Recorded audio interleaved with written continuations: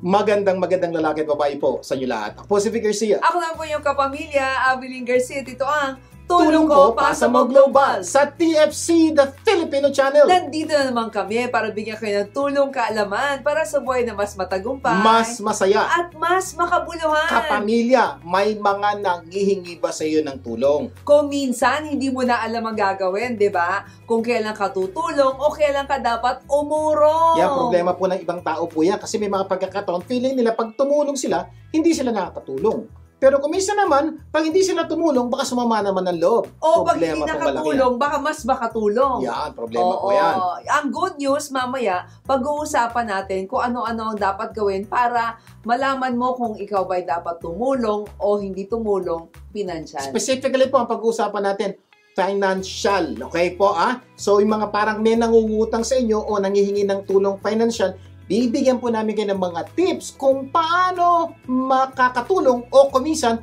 paano makakaiwas na hindi magpautang. O totoo po yan, may mga tips po dyan. Sa ating episode na Tutulong o Uurong.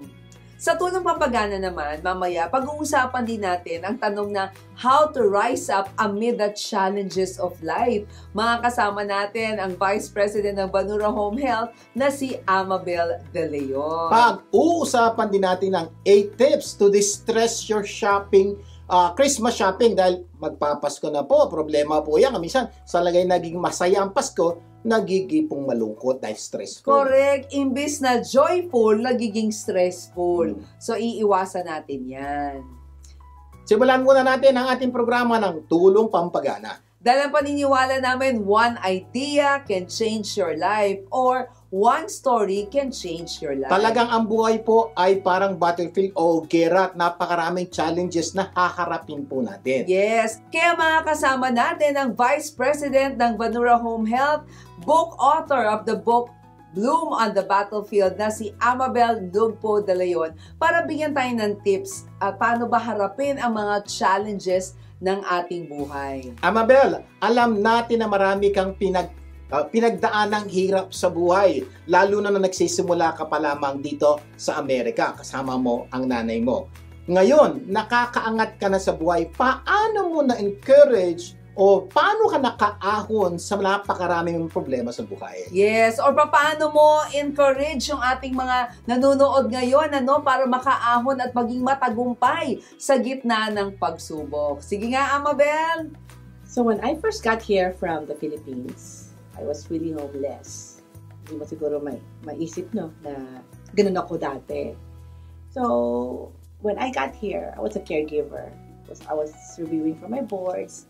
Wala akong titirhan. I was so embarrassed already staying with my aunt. I have to find means to support myself and my mom. So we were working as a caregiver. Wala kami sasakyan.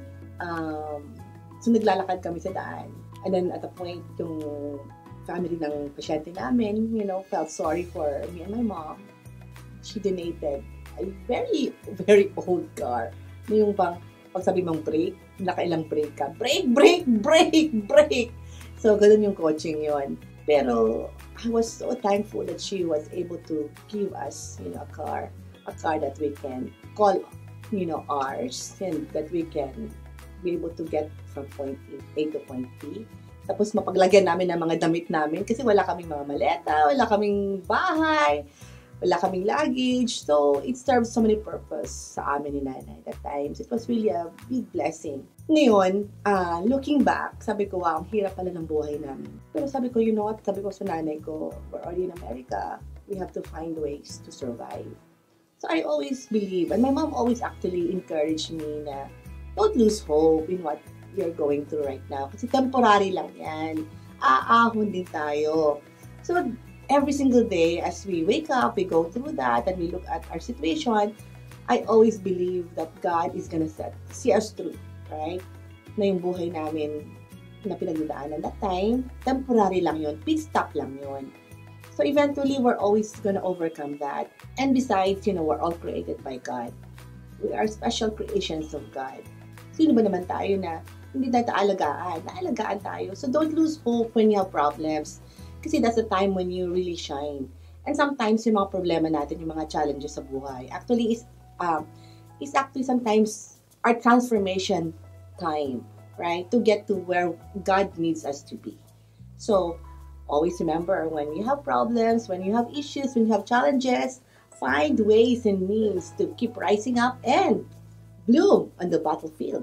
Wow, napaka-inspiring naman yan, Amabel. Used to be homeless, but not hopeless. Sige, Sir Vic, isa-isahin natin yung 6 na matututunan natin sa isinare ni Amabel kanina, how to rise up amid the challenges. Para lalo nyo pong matutunan. Number 1, be thankful. Katulad po sa sinabi ni Amabel, bagamat lumang-luma na kotse na ibinigay sa kanya ng kanyang boss noong siya pa yung nagsisimula, papasalamat pa rin siya. Oo, para sa kanya, di ba, kahit nasabi nga nung magbe-break siya, kailangan niya pang sabihin sa kotse, break, break, break, di ba?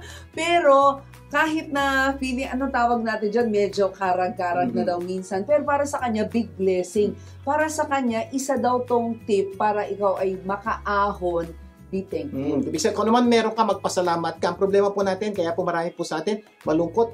May kotse, nakikita natin yung pangit sa kotse, hindi natin nakikita yung kotse. May bahay, nakikita natin yung sira ng bahay. Nakakalimutan natin tingnan yung bahay. Mas malaki po bahay kaysa sira ng bahay. Yes. Be thankful. Number 2, find ways to survive. Sabi niya, huwag kang makontento kung ano lang yung inaabot sa'yo.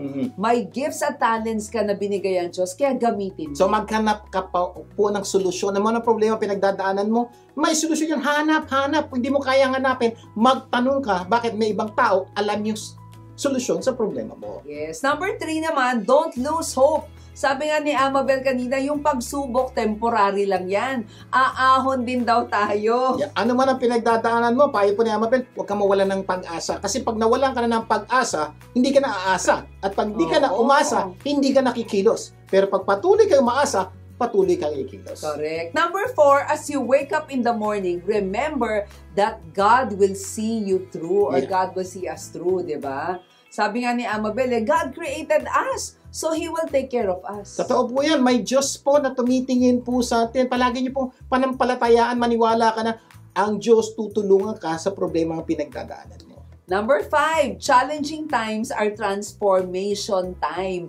Ito daw yung panahon that God will transform and transport us to what and where God wants us to Alam niyo be. po, ano mga problema pinagdadaanan niyo at kung kikilos kayo ng tama, you will respond properly, baka maging stepping stone po. Itong problema pinagdadaanan mo para lalong gumanda ang buhay mo. Sabi nga ng isang quotation, hardship often prepares an ordinary person for an extraordinary destiny. At number 6. Number 6, remember, when you have issues and challenges, find ways and means to keep rising out and bloom on the battlefield. When, sinabi ko mayroong mga problema pinagdadaanan, sigurado meron ka.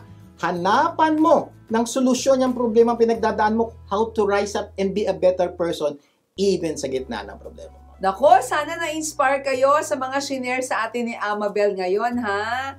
At syempre, ang Tulong Pampagana segment ay hatid po sa atin ng Butterberries Cafe Food Truck. Special thanks and shout out ha kay Eric, kay Aika at Gina Criste for supporting Tulong Ko Pasamo Global. Visit Butterberries Cafe every Saturday from 9 a.m. to 5 p.m. at Los Feliz Flea Market sa Tracy Street, Los Angeles, California. Every Sunday naman po from 9 a.m. to 5 p.m. ay sa Melrose Trading Post po sila. Melrose Avenue, Los Angeles, California. For catering, tumawag lang Sa 323-610-9005 or 323-244-9784. Mamaya, sa Tulong Pampaganda ng Buhay, pag-uusapan natin ang 8 tips to distress your Christmas shopping. At sa tulong dagdag kaalaman, pag-uusapan naman natin ang mga dapat gawin kung may humingi sa iyo ng tulong financial. Magbabalik pa ang Tulong Ko Pasamo Global. Huwag bibitiw! Tulong ko pasa mo, gaganda ang mundo. Nagbabalik ang Tulong Ko Pasamo Global. Dick Garcia po. At Abiling Garcia. Okay, dadako na tayo sa ating tulong pampaganda ng buhay. Ang paniniwala namin, you don't become what you want, you become what you do continually. At dahil gusto namin continually gumanda ang buhay nyo, continually bibigyan namin kayo ng mga tips para lalong gumanda ang buhay nyo. Simulan muna natin ang Tulong Pampaganda ng Buhay tips mula kay Wendy Lindo. Wendy! Para mas gumanda ang buhay, compliment others when they do good and look good. Huwag maging madamot sa papuri. Don't keep it. Say it. Complimenting others is a great way to show your appreciation. Mas gaganda ang buhay if you are paying attention to them and value their effort. Remember, life is beautiful, so live your life beautifully. Catch me on The Wendy Linda Show on YouTube channel. Thank you so much, Wendy. Until next time, para sa iba pang tips para mas gumanda ang buhay. Pag-uusapan natin today ang 8 tips to distress your Christmas shopping by AG Financial. May nag-aral po dito, pinag-aralan ng AG Financial, yung mga bagay daw po na dapat natin gawin para mabawas-bawasan po ang stress natin, lalo na po this coming Christmas holiday. Kasi kadalasan, yung joyful season ng Christmas, hindi naging joyful eh. Diba? Nagiging stressful. Kaya ang payo niya, number 1, determine how much you can spend. Yan. Isa po unang-una po para talagang tunay na mabawasan ang stress nyo, ay alamin nyo muna o siguraduhin nyo, desisyonan nyo kung magkano ang balak nyong gastusin sa pangregalo nyo this Christmas. Kasi po, dyan po nagsisimula ang malaking stress. May riregaluhan ka pa, wala ka ng pera. So, ang sikreto, unang-una, magkano ba ang budget mo sa lahat ng regalong balak mo ipamigay this Christmas? Kumbaga, set a budget, no? Mag-set ka ng budget, not just for gifts, ha? But also for food, travel, yung mga charitable offerings, at saka sa ibang holiday. So, yun ang unang-una po, this Christmas, pag-budget ka, gifts, number 1. Food, magkano ba balak mo gastusin sa Christmas food nyo? Yes. Kung meron ka, may travel pa kayo. So, kailangan po naka-budget. So, ang sikreto po, i-budget nyo kung magkano ang gagastusin nyo bawat parte ng pagkakagastusin nyo this Christmas. Promise po, malaki po ang mababawas nito sa stress nyo this coming Christmas. Pati gasolina? Iba na yun, kasi gasolina araw-araw kasama na sa budget mo yan. Yung specifically, Christmas expenses lang. Like for example, may travel vacation. Yeah, for example, gifts, pampasko lang naman yun. Okay, Christmas handa, pampasko lang naman yun. Yes. Christmas travel, yun na po. Yun ang mga bagay na kailangan yung lagyan nyo po ng budget. Importante po yan. Number 2, don't feel obligated to buy for everyone. Yan, so yan ang susunod po. Kung minsan na kaya po tayo na-stress, ay, kailangan regaluhan to.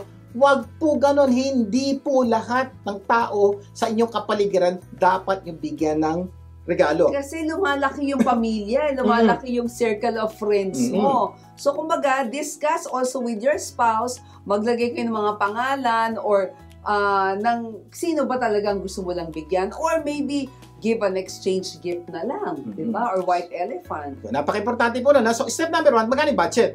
So, step number 2, sino-sino ang gusto mong bigyan? So, lagyan mo na ng pangalan. So, ngayon, pag nakita mo na sino-sino, malalaman mo na kung magkano ibabudget mo sa bawat tao. At, paalala, kung magkano lang po sinet yung pera, huwag kayong lalagpas. Okay? Kaya kung pwedeng darating na $20 per person lang, $20, dumami bibigyan mo. Baka maging $15 per person na lang. Kasama po yun kasi you set a budget para mabawasan ang stress mo. Ganun po ang dapat yung gawin.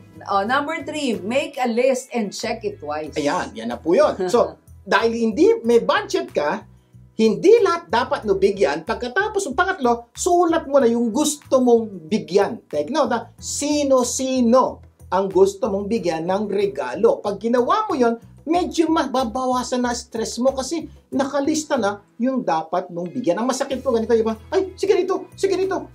Doon po na-stress tayo. Kaya, ang maganda paalala ni EG Financial, planning your shopping out in advance can make you likely to fall victim dun sa mga impulse purchases. Yung mga nakita mo lang sa mall, di ba? So, make a list of gift recipients. Sino ba tong mga to? Mag-set ka ng spending limit and determine what you'd like to buy.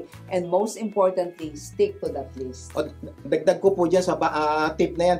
Maganda po kung gagawa kayo ng list, the earlier the better. Kasi konti pa namimili, hindi ka nagra-rush. Tapos, isang tip po pwede kang bumili ng regalo na madaming quantity at ireregalo mo sa iba-ibang tao. Hindi naman nila malalaman na pareho lang naman po ibinigay mo sa bawat isa. Lalo na kung makakakita po kayo ng bulk purchase, mura po, 12 pieces, tapos mura, makakatipid po kayo malaki.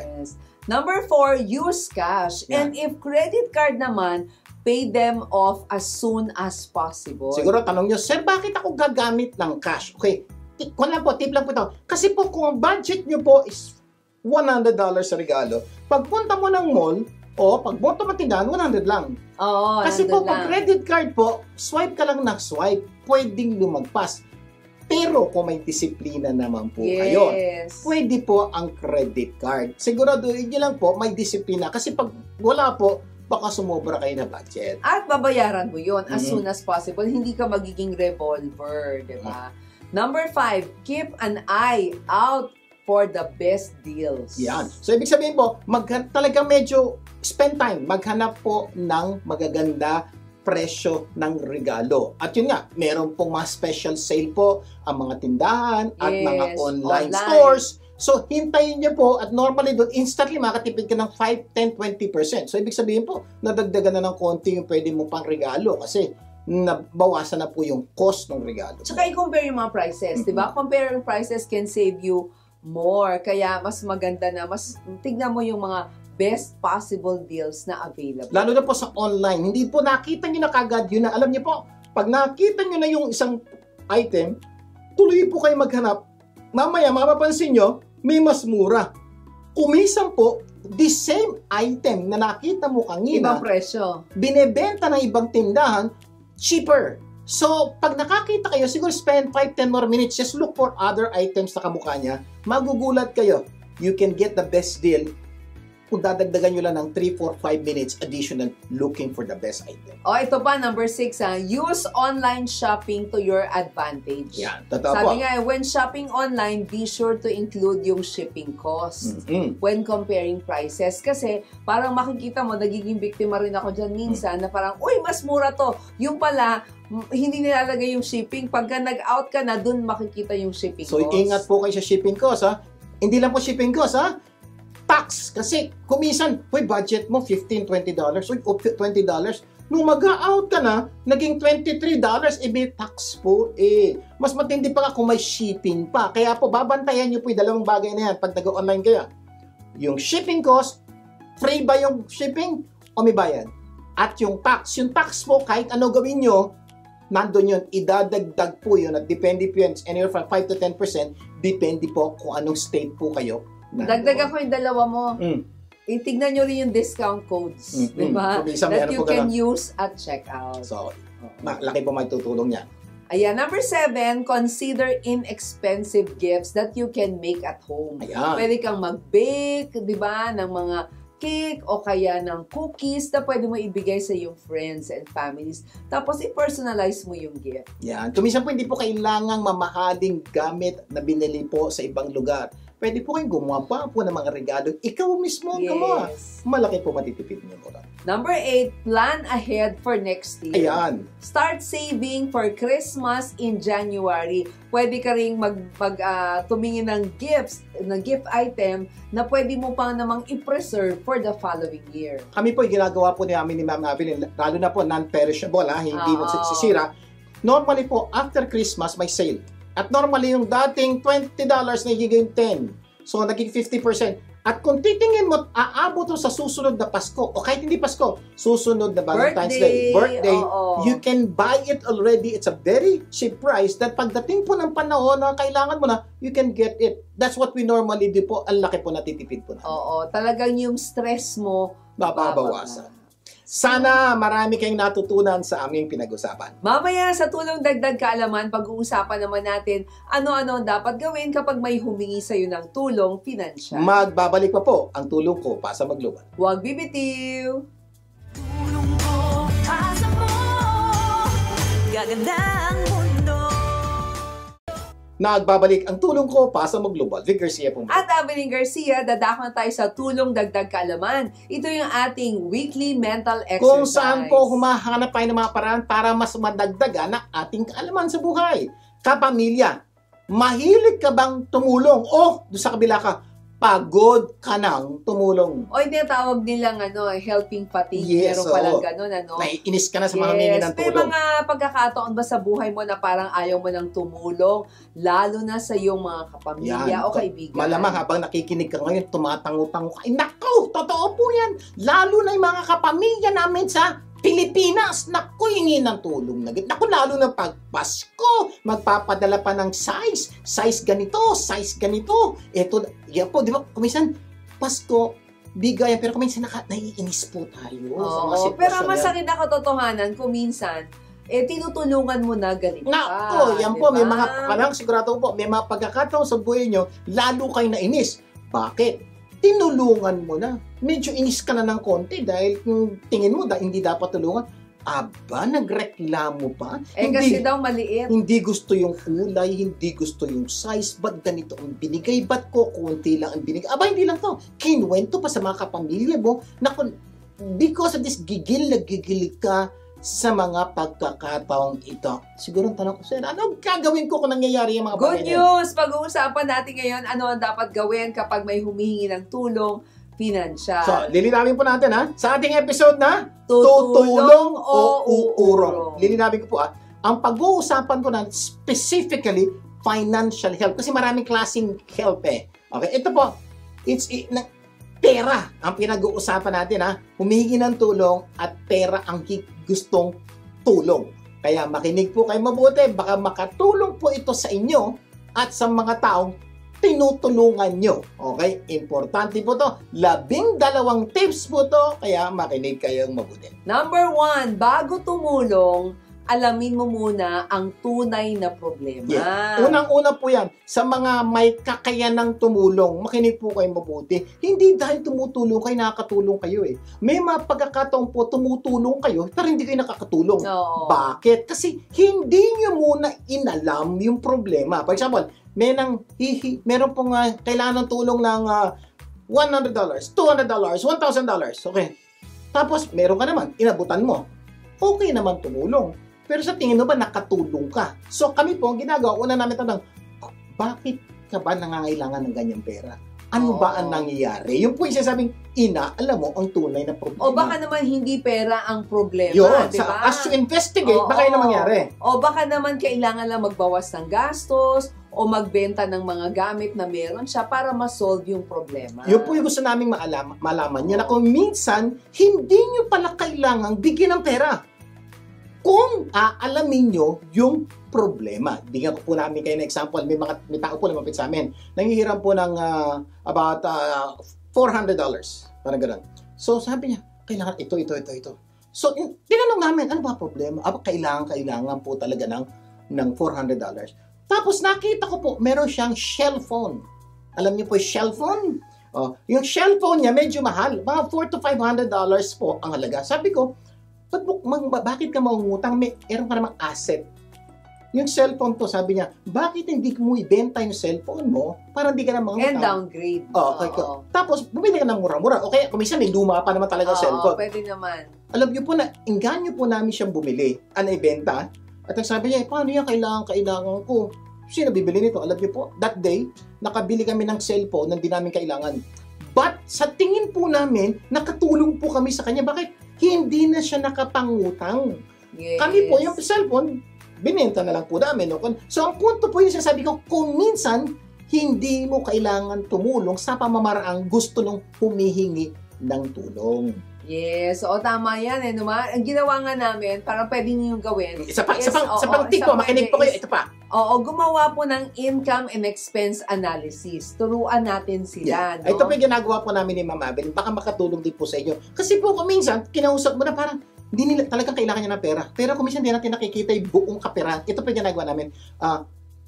Kung gusto mo talaga tulungan ka namin, okay, basta isulat mo lahat pag kayo nagkakakitaan mo.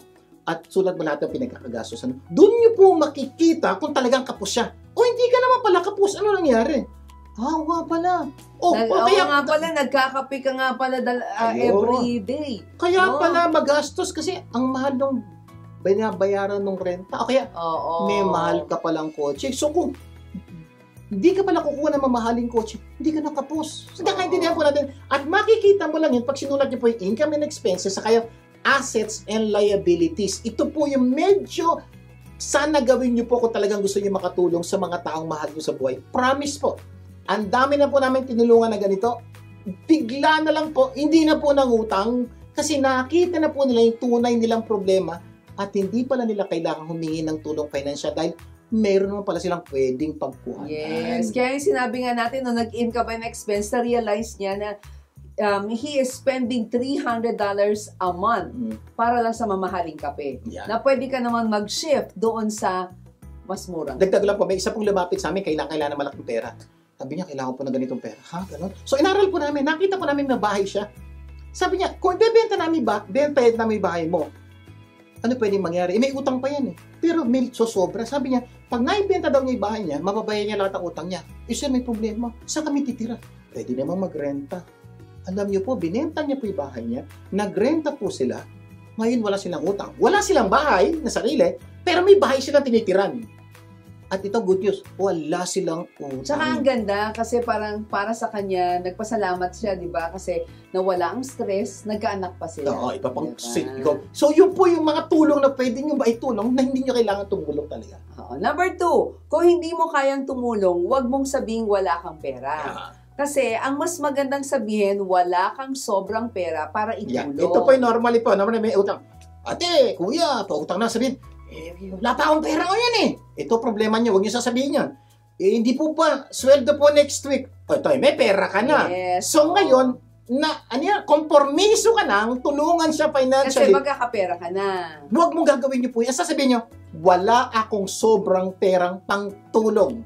So hindi ka nagsisinungaling. May pera ka, pero hindi pwedeng pangtulong, panggastos nyo yun. So, ingat po, huwag nyo sasabihin, wala kayong pera, dahil hindi yung totoo. O May wala pera kang ka. budget for that. Wala kang Diba? pera, pangtulong. Nagkakaintindihan po tayo. Ingat po sa salitang yan. Number 3. Kung tutulong, Ito, tutulong ka na. oo, liwanagin mong mabuti. Utang ba ito o bigay? Ayan, ito po, diba? malinaw po.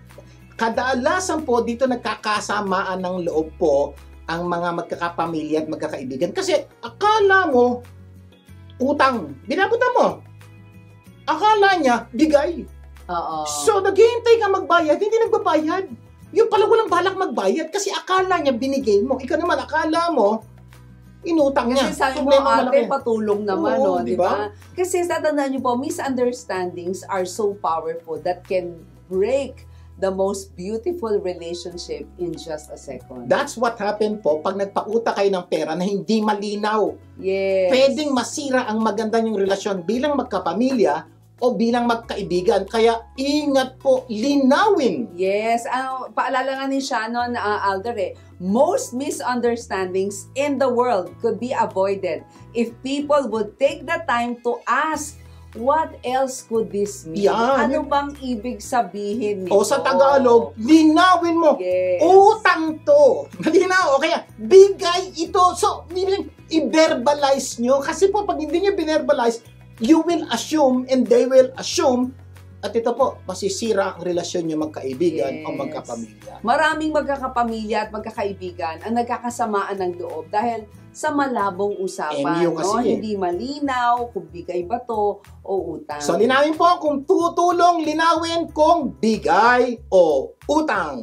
Marami pa tayong pag-uusapan pero bago tayo mag-break, magbibigay daan muna tayo sa tulong kalusugan mula sa President and CEO of Best Choice Insurance na si Joanne Madamba. Joanne! Hello Sir Vic and Ma'am Adeline! Para sa tulong kalusugan, sasagutin natin ang tanong na ano-ano ang pagkakaiba-iba ng PPO at HMO. Una sa lahat, these are types of insurance. PPO stands for Preferred Provider Organization and HMO is Health Management Organization. To compare, sagutin natin ang mga ito. Kailangan ba mag-designate ng primary care physician or PCP? For HMOs, kailangan mag-assign ng PCP to coordinate your medical needs. Ang PPO naman, you're not required but you can save more if you use providers in-network. Kailangan ba ng authorization to see a specialist? With HMOs, kailangan ng referral or authorization from your primary care physician to see a specialist. HMOs will not cover care from out-of-network providers except in case of emergency. Ang PPO naman, you have a choice to go out-of-network but it comes with a higher fee and a separate deductible. Now, let's talk about monthly premiums. Generally, HMOs have lower monthly premiums versus PPOs with a higher monthly premiums in exchange for the flexibility that comes with it. So kapamilya, importante na malaman natin ito, especially if you want to see providers of your choice. Huwag nang hintayin magkasakit para maiwasan ang pasakit. Tandaan, life is full of choices, so choose the best choice. Ako po si Joan Madamba ng Best Choice Insurance. See you next week! Maraming salamat, Joan, para sa free consultation patungkol sa health insurance. Tumawag lang po kay Joan Madamba sa numerong 562-881-6172 at 562-682-9793. Or mag-email sa joan@bestchoiceifs.com. Sa aming pagbabalik, itutuloy po natin ang ating kwentuhan. Magbabalik pa ang tulong ko para mo global. Huwag bibitiw! Tulong ko, pasa mo, gaganda ang mundo. Nagbabalik ang tulong ko, Pasa Mo Global. Vic Garcia pumalik. At Abilene Garcia, patuloy tayo sa ating tulong dagdag kaalaman. Sa ating topic na ano-anong dapat gawin kung may humingi sa iyo ng tulong financial. Review lang tayo. Tip number 1, bago tumulong, alamin mo muna ang tunay na problema. Baka naman hindi pera ang problema. Tip number 2 naman, kung hindi mo kayang tumulong, huwag mo sabihing wala kang pera. Ang mas magandang sabihin, wala kang sobrang perang pagtulong.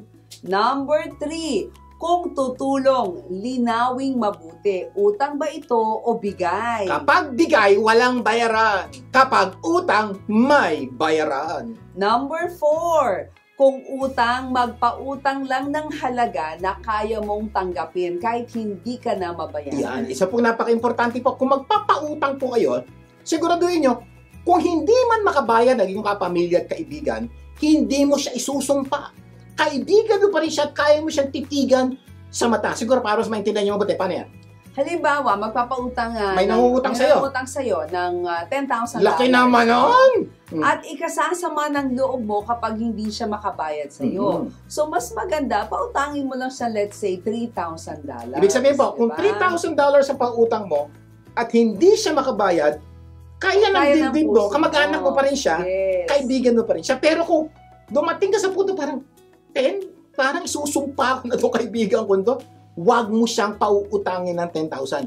Yung kaya lang ng puso mo na kahit hindi ka mabayaran. Ibig sabihin mo, pag pinautang mo, sa isip mo, okay lang di mo bayaran. Pero sana, bayaran. Oo. Kaya hindi na po tayo ha. Ganun po Sabi nga ni Susie Casimir, love is worth so much more than money.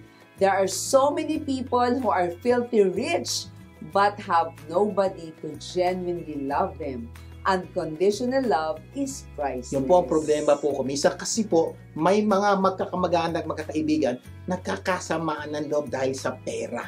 Kasi po hindi nakapayad o ganito. But because of that, yung may tao pagkayaman-yaman, pero hindi po mahal na mga kamag-anak o kaibigan. Kasi nga po, medyo nagkasamaan ng loob sa pera. Kaya po palagi namin sinasabi, kung magpapautang, pautang lang nung kaya ng puso mo kahit hindi niya mabayar. Okay, next. Number 5. Oo. Kung utang, dapat may takdang panahon para bayaran. So malinaw na po ha. Oo. Kung utang, dapat may bayad. Hindi lang po may bayad, dapat pag-usapan nyo kailan magbabayad. Kasi po hindi pwedeng, kailangan pagdating ng panahon. Kung pong ganun, dapat bago mo bitawan yung pera, linawin mo, okay, pahiramin kita ng ganito, o kailan mo balak bayaran o paano mo balak bayaran. So, dapat malinaw. Kasi deadline sets the right expectation. And the right expectations will not lead to frustration. Yan. Kung minsan po, kaya po nagkakasamaan kayo ng loob, walang deadline. For example, utang, sige. Magbayad ka. Oo. 3 months na hindi pa nagbabayad. So, ikaw frustrated ka na hindi pa nagbabayad. Siya naman kasi dahil walang deadline, feeling niya, next month na lang.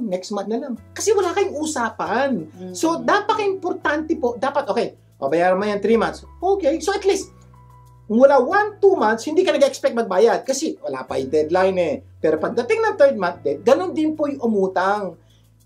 Pwede siya pong hindi magbayad sa first 2 months kasi ang usapan niya 3 months. So, napaka-importante po, deadlines. Kasi ang deadline naman hindi masama eh, di ba? They help you organize your time. They help you set priorities. They make you get going when you might not feel like it. Yeah. Kaya napaka-importante po yung deadline, especially sa nangungutang.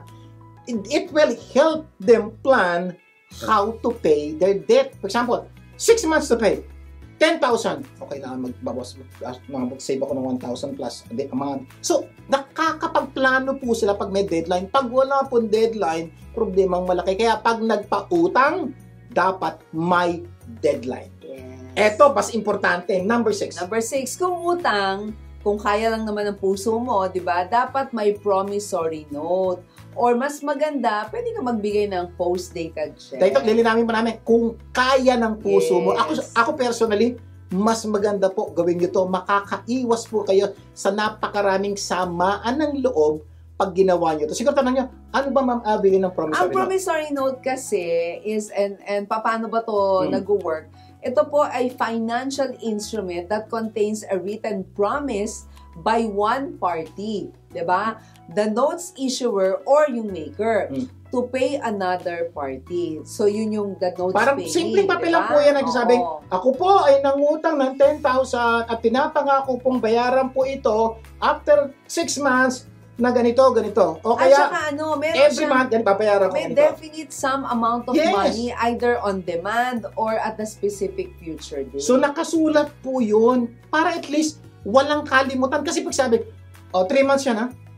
After 3 months, 3 months ba usapan natin? Hindi pa 6 months. Problema. Kaya napakaganda, nakasulat. At ang ganda po pag nakasulat, puwersado po siyang magbayad kasi may katibayan. Hindi niya pwedeng Yes. hoy, may utang ba ako talaga sa'yo? Wala. So, napaka-importante po kung kaya ng puso. Ako po, especially kung malaki-laking amount, maganda po may kasulatan. At kung kayo po yung nangungutang, pinasusulat kayo ng ganito, huwag po sumama ang loob nyo. Gusto lang nung kaibigan nyo o kamag-anak nyo na maayos ang usapan. Ako po I respect it. It's okay with me kung pasulatin ako dahil maganda po yan. Lumilinaw ang maraming bagay. Number 7, kung utang, no? Kung kaya lang ng puso mo, Uli. sabihin mong hindi ka pwedeng magpautang kung hindi pabayad yung una mong Yan. utang. Nadinig Kasi ko, minsan parang nag-overlap nadinig, diba? nadinig ko po itong tip na ito isang napakayaman tao. Kaya daw po siya hindi siya nagkakaproblema sa mga kamag-anak niyang nangihingi sa kanya ng tulong. Yun daw pong policy niya. Ito po, ganito. Okay, utang ka. Okay, magkano? Pero lilinawin ko lang ha. Hanggat hindi mo nababayaran yung utang na yan, hindi ka pwede ulit mangutang. Alam niyo daw po nangyari? Yung taong yun hindi na bumalik. Una, hindi na siya nagbayad. Okay lang naman. Pero hindi na po siya umuulit mangutang dahil alam niyang hindi na siya pauutangin dahil may utang pa siya. So, punto ko lang po, baka makatulong po sa inyo yung sistemang yon, pwede niyong gamitin. Sabi nga ng isang hugot lines sa mga nangungutang daw, kapag nangungutang, dumadrama parang FAMAS. Pero kapag singilan, parang action star kung tumakas. Yan po ang problema. Habang sa inyo po, pag nangungutang, lahat po ng drama, ng iyak, talaga po, hahanapin ka, pupuntahan ka, kahit nasaan ka, makapangutang lang. Pag panahon na po ng bayaran, ikaw na ang pumupunta, hinahanap mo na siya, hinahunting mo na siya, hindi kayo mag-abot. Bakit? Action star. Ang galing tumakas. Hindi mo na tuloy makita, di ba? Problema po yan. Kaya kapag umutang ka, magbayad ka kasi hindi lang pera ang hiniram mo, kundi pati ang tiwala ng inutang. Ayun, napakaganda pong paalala yun na pag kayo po nangungutang, isipin niyo po, hindi lang po pera pinag-usapan natin dito. Pinagkatiwalaan ka nung taong yun ng pera. Pero yung tiwala niya, huwag niyo pong isang tabi. At para taas niyo po yung tiwala niya sa inyo, bayad po kayo sa tamang panahon. Yes. Mamaya, itutuloy natin ating usapan kung ano-ano ang dapat gawin kapag may humingi sa'yo ng tulong pinansyal. Magbabalik pa po ang tulong ko para sa Global. Huwag bibitiw! Tulong ko, asa mo, gaganda ang mundo. Nagbabalik ang tulong ko para sa Global. Vic Garcia po. At Abilene Garcia. Patuloy tayo sa ating tulong dagdag kaalaman sa ating topic na ano-anong dapat gawin kung may humingi sa inyo ng tulong pinansyal. Number 1, a Tip, review na. bago tumulong, alamin muna ang tunay na problema. Number 2, kung hindi mo kayang tumulong, huwag mong sabing wala kang pera. Mas magandang sabihin wala kang sobrang pera para itulong. Tip number 3, kung tutulong, linawin, utang ba o bigay. Number 4, kung utang, magpautang lang ng halaga na kayang tanggapin ng puso mo kahit hindi ka bayaran. Number 5, kung utang, dapat may takdang panahon para bayaran. Number 6, kung utang, kung kaya lang ng puso mo, dapat may promissory note. Mas maganda nga kung may post-dated check. Tip number 7, kung utang. Again, kung kaya lang ng puso, sabihin mong hindi ka pwedeng magpa-utang kung hindi pa bayad ang unang utang. Number 8 na tayo. Number 8, kung bigay, Ito, dapat... bigay na to. Kanina, bigay panay na. utang ito. Kasi tulong Bigay. Tulong Okay. pinansyal kung bigay, dapat hindi ka dapat maghintay ng kapalit. Ayan. Yan po isang bagay na kumisan, problema po yan ng mga nagbibigay. Kasi po, again, binigyan mo. Tapos, di ba lang nagpasalamat? Walang utang na loob. Walang utang na loob. Yan, ito ang problema po kasi nagka-utang tapos may utang. O kaya, nagkita kami, di man lang ako niritian. Bakit? Ito, kasi po, sa ating pananaw, may utang siya. Hindi nga lang pera. Utang na loob. Ang problema po nito, napakamahal ng utang na loob, hindi mo alam kung kailan bayad ka na. At ito masakit, tumulong ka na, masama pa loob mo dahil parang hindi siya nagpasalamat. Kawawa mo naman, huwag mong gagawin yun. So pag tumulong, huwag mag-i-expect ng utang na loob. Please, sabi nga ng Biblia, yung ginagawa ng kanan, yung paalam sa kaliwa, tumulong ka na, kalimutan mo na yun. Ano man ang gawin niya, kaya ang tawag tulong. Kasi kung naghihintay ka na kapag hindi tulong yun, utang yun. Yes. Tulong nga so walang bayad. Number 9, kung bigay, ingat sa pagpapangako ng pagbibigay ng regular. Ayan. Ito po isang bagay na gusto ko pong ituro po sa inyo. Problema pong malaki to sa mga taong nakausap namin. Lalong-lalo na sa mga taong nagtatrabaho sa ibang bansa. Oo. OFW o kaya permanent resident sa Amerika o sa Canada. Tapos may humingi ng tulong sa Pinas. So ngayon, tumulong. O sabi mo, sige, papadala kita ng $200 a month. Grateful na grateful yun. So, nung unang Masaya. padala, Oo. tinext ka, kinaus ka pa, Tito, maraming salamat. So, sunod na buwan, padala. Napasan niyo yung salamat, muiksi na. Third month, kinapos ka, wala kang pera. Oo. Hindi ka nagpadala. Ano mangyayari? May utang ka. Ay, yun po ang problema. Magkakautang ka ngayon kasi pinangako mong magpapadala ka, kinapos ka. May utang ka. Ito ang problema mo. Kung di ka nagpadala ng 200 ngayon, sa susunod na buwan, 400 na. Hindi mo na nga kaya. Tapos, may utang ka pa. At mapansin mo, darating ang pagkakataon pag regular, hindi na siya ganong grateful. Every time nagpadala ka, sa utak niya, dapat lang, pinangako niya yun. That's the problem kung regular ang pinapangako mo. So, ano suggestion natin? Oo. Dapat wag po regular. Dapat occasionally. Don't give regularly, give occasionally. So, anong advantage occasionally? So, kasi yung pag occasionally, hindi niya alam kung kailan. Yan, hindi niya ina-expect na magbibigay ka. Diba? At magiging mas grateful siya. Ang ganda po na nito, pag regular kayo, magiging dependent na sila sa iyo. Kung minsan ayaw na magtrabaho, may darating namang $200, 11,000 pesos yun. Laki nun, ha? Pero pag occasional, kung nagpapadala ka naman time, una, sabi nga ng mga abilin, hindi pa salamat. Pangalawa, hindi siya nagiging dependent sa inyo. So, natututo siyang maghanap, mag-isip, magplano kung paano kumita ng pera. And in that situation, nakatulong ka na dahil naturuan mo siyang mag-isip para kumita ng pera. So, yun po sinasabi na pagkakaiba ng regularly and occasionally. Ang suggestion namin, be careful in giving regularly. Delikado po yun. It's better occasionally. Okay, number 10. Kung may asawa, dapat magkasundo kayo mag-asawa bago tumulong. Kasi mahirap naman yung isisekreto ni Mr. at ni Mrs. yung pagtulong sa kanilang pamilya. Totoo po yun. Problema po malaki. Yung bang may humingi ng tulong kay Mrs. Inang-abutan niya, hindi alam ni Mr. Ito problema, mag-asawa kayo eh. Di pa yung pera ni Mr., pera ni Mrs., pera ni Mrs., pera ni Mr. So, at ang ganda po nito, pag may biglang humingi po kay Ma'am Abilin ng tulong, pwede sabihin ni Ma'am Abilin, at hindi siya sigurado, kaya napakalaki, pag-uusapan muna namin ni Mr. Ang ganda po nun, pwedeng umatras muna, hindi siya mapasubo. At pag nag-usap sila at bumalik at sinabing, ito lang kaya namin tulong sa inyo. Ang ganda po, hindi siya Ma'am Abilin ng kontrabida, si Mr. Okay? Hindi, joke lang po yan. Pero totoo po yun. My point with that is, nagkakaroon kayo ng panahon para mag-usap, manalangin, and to be able to really pray kung ano yung dapat gawin sa tulong na hinihingi. Tsaka at the end of the day, isa na lang kayo mag-asawa kayo.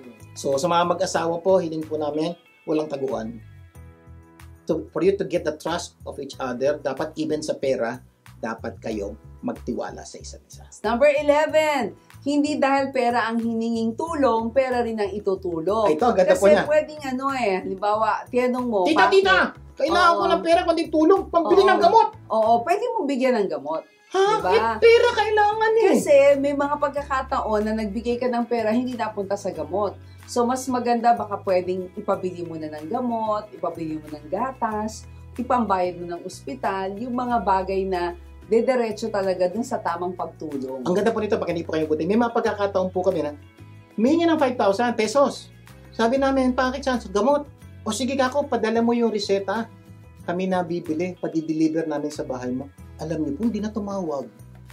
Kasi po, hindi naman talaga kailangan. Ang ganda pa po ngayon, kahit nasa ibang lugar tayo, Pwede na. pwede tayong mag-online, bumili po tayo sa Pilipinas at i-deliver po sa Pilipinas sa kamag-anak natin, pero yung pera hindi na po dadaan sa kamay ng ating kamag-anak. Sigurado po yung pera mapupunta sa tamang kalagyan. For example, renta. Ganon din po. Para yung renta, mapunta talaga sa bayan at kung ano na pang tulong hiningi ng ating mga kamag-anak. Yes. Okay. Number 12, kung kayang tutulong or Tumulong.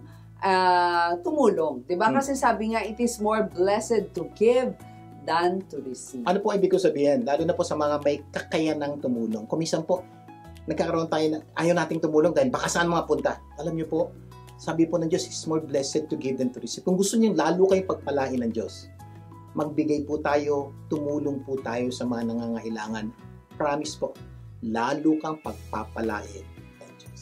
Sana marami tayong natutunan sa ating pinag-usapan. At next week, napakarami po natin pag-uusapan na tunay na magpapaganda ng inyong buhay at ng mga mahal niyo sa buhay. Closing prayer muna tayo. Ang mga nasa langit, maraming po salamat sa paggagabay po sa amin kung paano namin hawakan ang perang pinag-aloob niyo sa amin. Maging po, salamat po sa lahat ng tips na nadinig po namin kung paano namin tutulungan ang mga mahal namin sa buhay. Pagpalain niyo po lahat ng Pilipino saan mang sulok ng mundo. Lahat ng ito'y dalangin namin sa pangalan ni Jesus. Amen and amen. Laging tandaan kung ano man ang naitulong ng programang ito, ipasa mo naman Imbitahin sa niyo iba. po ang inyong mga kapamilya na tumutok sa tulog ko pasa mo sa susunod nating pagsasama. At sama-sama nating pagandahin nating buhay. At ng mga mahal natin sa buhay. Ako po ang inyong kapamilya, Dave Garcia. Ako lang po si Abilene Garcia. Laging tandaan, Sa tulong ko pasa mo global, gaganda ang mundo. Tulong ko, asa mo, gaganda